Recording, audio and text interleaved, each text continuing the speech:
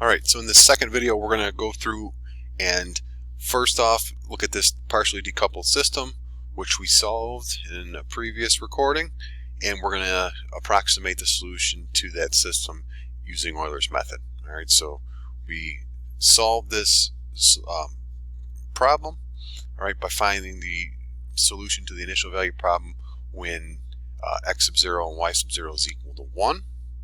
Alright, and the solution we ended up coming up with, and we'll verify this using Maple here in a little bit, was that x was 4e to the negative 3t minus 3e to the negative 2t, and y was e to the negative 2t. Alright, so we're going to verify that using Euler's method in Maple. Alright, so this is a new document that I've copied over the procedure.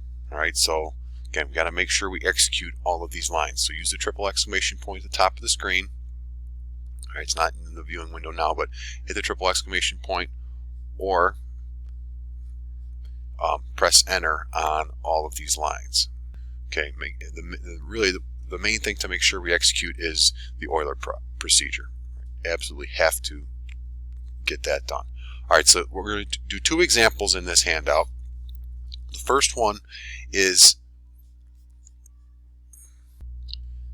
this first example is that partially decoupled system. Alright, so again, we got to, like we'd seen in the previous recording, define the right hand side functions first. Alright, but first we're going to approximate this with a step size of 0.1 over the interval from 0 to 8. Alright, so I'm defining f1 and g1, and again we've got to do colon equals, and then again to get the arrow over, we're going to send the ordered pair over to, alright, so do a dash and then a greater than sign, and then over to that formula. Likewise for G1, make sure you execute these. Now we're going to define, in this case I'm going to call it capital E. This is a different document, so we can call it capital E or give it whatever name we want, and we're going to define it to be a function of t, which we're going to input a time, and then the output's going to be the approximate ordered pair in the phase plane at that time. Alright, so we got to put in our right hand side functions f1 and g1. For this problem, the initial t was 0, the initial y was 1, the initial x was 1, the initial y was 1, the step size is 0.1. Alright, now there's several things that I want to do with this example. Plot the approximate solution in phase plane, look at the exact solution using dsolve. We'll let Maple solve it for us, and then plot those together in the phase plane, and then look at the approximate x and the approximate y's, the x component and the y component respectively of the approximate solution. Plot those together in the in the normal fashion by having t on the horizontal, and then we're going to determine the error for each of the component approximations at the endpoint of the interval, so at t equals 8. Alright, so looking at the code for plotting the approximate solution in the phase plane, again, E of, in this case, is 0.1 times k. We're starting at 0. We're taking steps of size 0.1. So to get to any one of those steps, it's going to be a multiple of 0.1 plus 0, which is just 0.1k. Now, why are we going up to 80? We're going from 0 to 8. All right, and if we're going to break up that interval from 0 to 8 up into steps of size 0.1, there's a total of 80 steps. Alright, so got to make sure you change that as appropriately and change your step size in this line of code every time. If you're copying and pasting that over, if your step size changes, this has to change, and then this is going to depend on the length of your interval and your step size. Okay, so there's that. Alright, now I've solved it in Maple.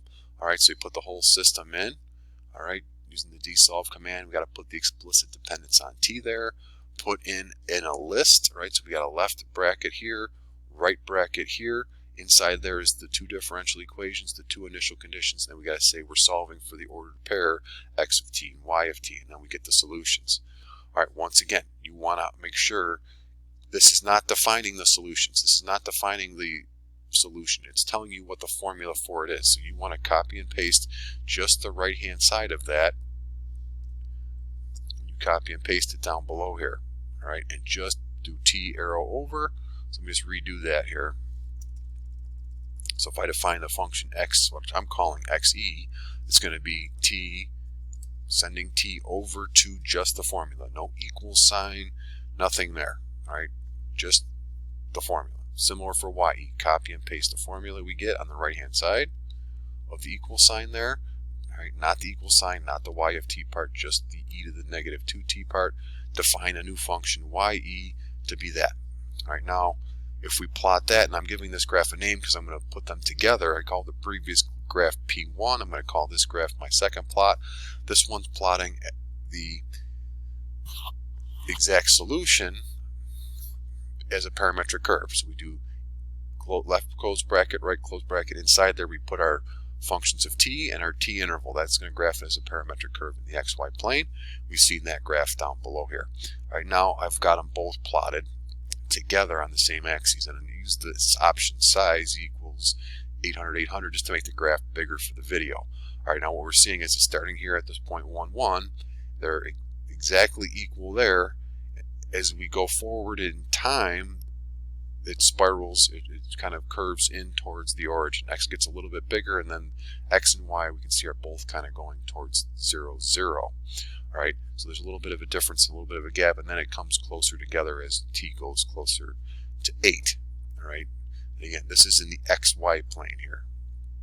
All right, now I'm going to define the approximate x and the approximate y. So I'm not going to use what I used in the previous Euler proc for systems file. I'm going to define it using what we've already cooked up. We've already cooked up capital E of t, which is giving us the ordered pair from the approximate for that system, for that initial value problem. But we're saying we're going to say xe is going to send a t value over to the Euler approximation and just spit out the first component. That's what xe does.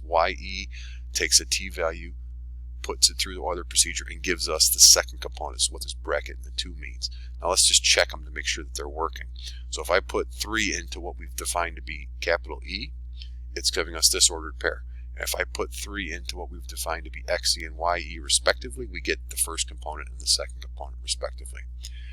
So that's a pretty nice way to just look at individually the x approximation and the y approximation. All right, now what we're going to do is plot them.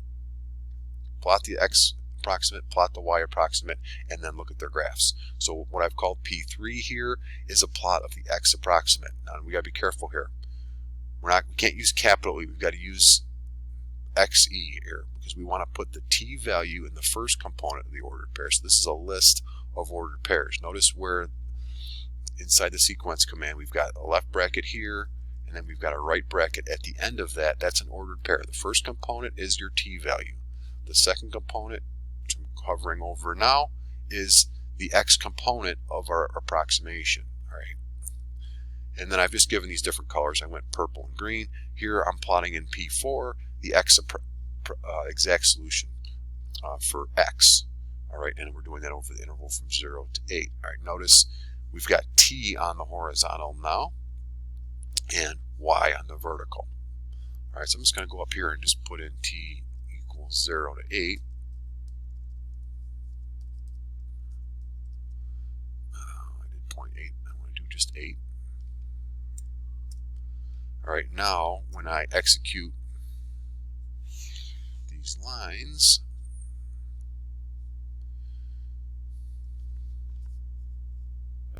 okay, so I fixed that. My error there, I had was missing the comma after the 8. When I re-execute these now, we see t on the horizontal. All right, so it's not the phase plane. We got t on the horizontal. Notice the x component, x approximate, goes up a little bit, and then it decreases and gets closer and closer to 0. Similar to that, we could graph the y component function and compare that to graphing the exact y solution. So only change here from P3 to P5 is we've got ye here, not xe, that function we define, which gives us the second component of the approximate solution. We've got to do y little lowercase e, which is what we call the exact. All right, uppercase e we were using for the Euler approximate. All right, and graphing those together, we see that both of them decrease as we saw when we graphed them in the phase plane. All right, so there's the individual x and y approximates versus the exact solutions. All right, now the last thing I wanted to do for this example was to show you how to evaluate the error at the end point of the interval. Now, if we want to just look at the absolute error, we would just take the exact solution minus the approximate solution, and I'm talking about the x components for this part only, and take the difference between the two. and doing it in absolute value will give us a positive result.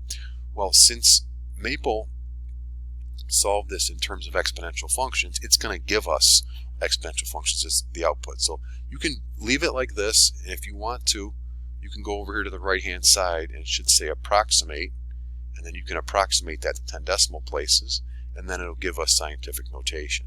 Alright, so another way to do that would be to use the eval_f command. So eval_f, and then in parentheses put that difference. Now, how did I get this to come up with a decimal point number like that instead of scientific notation? I've done it for YE, or I've done it for the difference in the exact versus the approximate solution at t=8. If you go and click on the number at the bottom here, you can change the format to fixed on the right side, and the decimal places, I clicked off of it. The number of decimal places, you could increase this to 10 or 20 or whatever you want it to be, and there it will convert that number from scientific notation to decimal form. Alright, so we've accomplished all we wanted to do with those examples. The last thing I wanted to show was another example using Duffing's equation. Alright, so let's just run through this one quick. Alright, so this one's one to look at from the textbook. Let's go over to the textbook quickly here. In this section from our OER book, they talk about Duffing's equations, which can model the swaying of a crane. Alright, and they go through and they talk about how to implement that and graphing that in the phase plane, etc. Alright, so what I'd like to do is show you that in Maple. And I think I don't have enough time in this video actually, so I think I'm going to stop this video here, and then I'll make another one and we will go through that example.